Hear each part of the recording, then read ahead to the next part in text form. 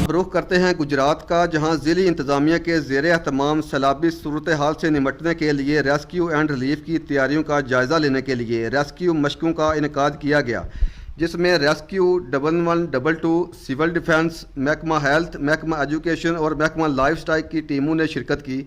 ज़िला गुजरात में 26 रिलीफ कैंपों के लिए स्कूलों की बिल्डिंग्स की निशानदही कर ली गई है।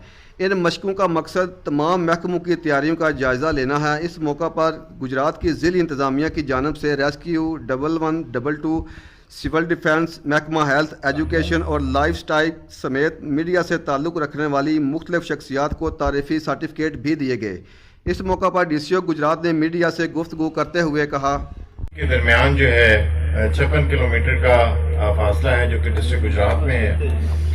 खान की हेडवर्क्स बनने की वजह से भी अब गुजरात का बेशतर इलाका जो है वो महफूज हो गया है। और जो है हमारी DDMA की मीटिंग जो है वो ज़्यादातर फोकस करती हैं फ्लड की सिचुएशन पर, बारिश की जो फोरकास्ट है उस सिचुएशन पे।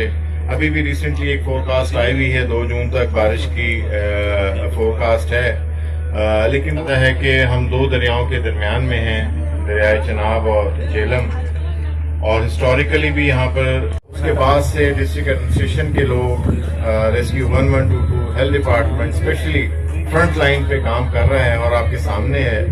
तो मैं खराज तहसीन पेश करता हूँ तमाम लोगों को, स्पेशली जो लोग आज यहाँ पर आए हैं। ये वो लोग हैं जो पिछले 3-4 महीने से दिन रात मेहनत कर रहे हैं।